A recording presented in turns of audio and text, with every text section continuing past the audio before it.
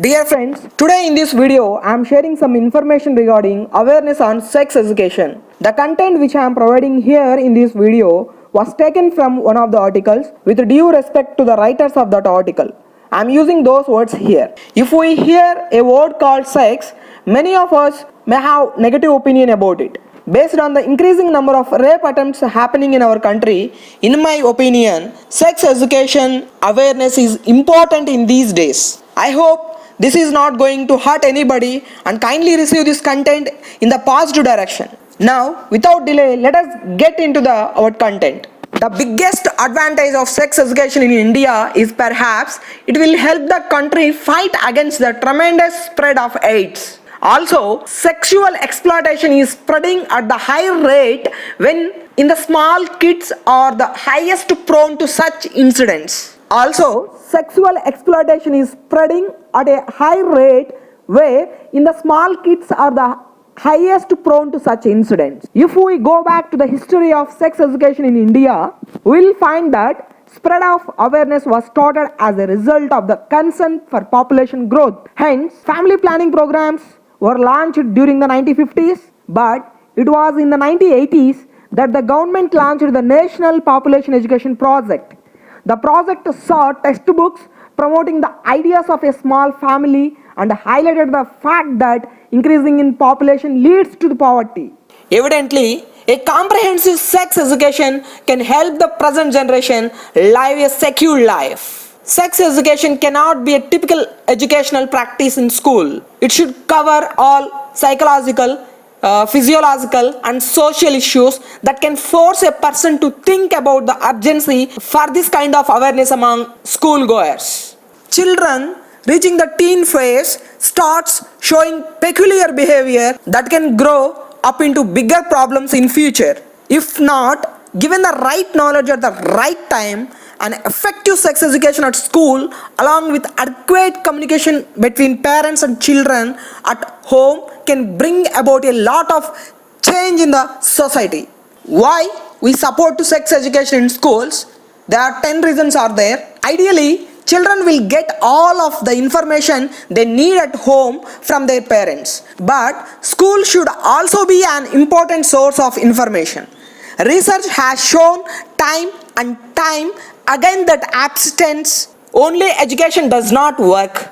The 10 reasons why comprehensive sex education should be taught in the schools. Number 1, failure of abstinence only education. That means the research has shown it time and time again abstinence only education does not affect the rates at which teenagers decide to have sex, given that the primary purpose of abstinence only education is to do exactly that. It is clear that it does not work. And number 2, teens need to know safer options. One of the biggest problems with abstinence only education is that it denies teenagers the chance to learn about acceptable options other than the abstinence.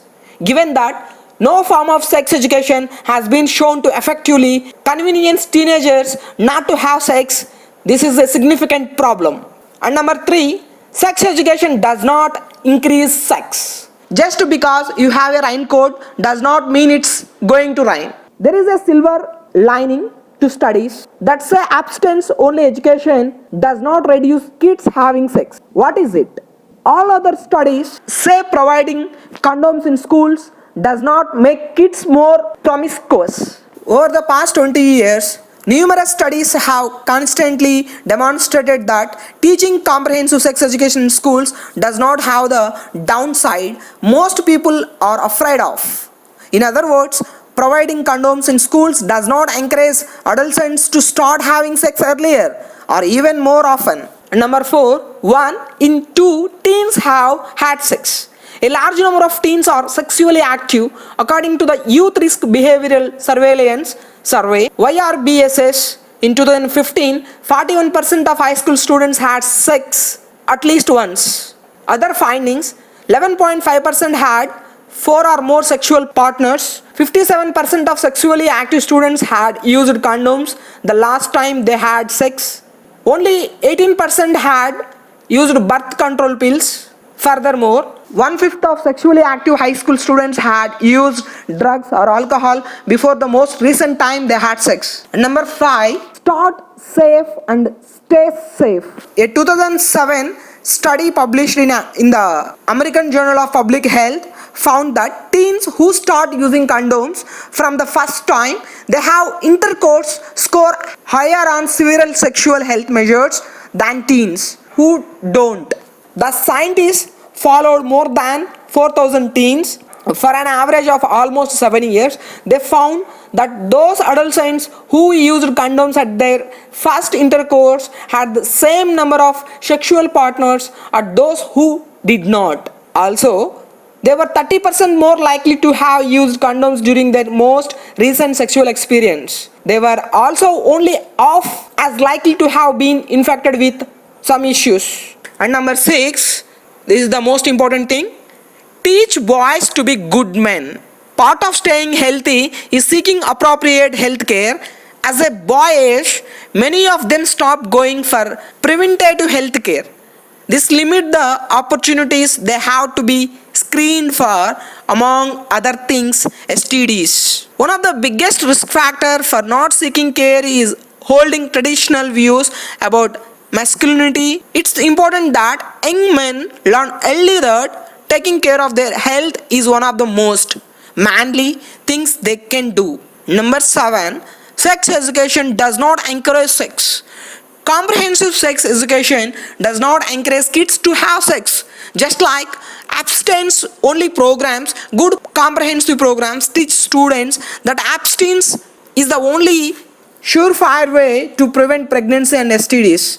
The difference is that these programs also give students realistic and factual information about the safety of various sexual practices and how to improve the odds. And number 8, parents teach moral values. This is one of the important thing.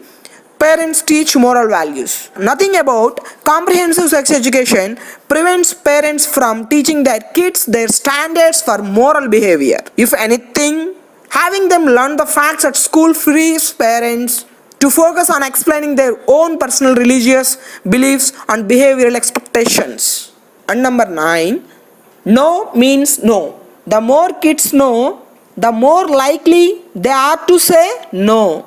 Teenagers are not stupid. When a teacher tells them that only abstinence can protect them from the dangers of STDs and pregnancy, they know they are being lied to at the very least. They know they are being misled. And last one, number 10, risks of alternatives to vaginal sex. What do teenagers do when they have not been given accurate information about sexual risk? They have oral sex or even anal sex instead of vaginal intercourse. In particular, many teenagers don't see oral sex as incompatible with abstinence. That's true even though oral sex can transmit several STDs. Abstinence only education sometimes encourages students to abstain from sex without ever telling them what sex is. In contrast, when comprehensive sex education is taught in schools, it may encourage teens to make more informed decisions before participating in alternative sexual behaviors. Without enough information, those are behaviors that teens may falsely assume are safe. So friends, this is about sex education, a review cum remedies. If you really like where I'm explaining, please like, share and subscribe and hit the bell icon. Thank you.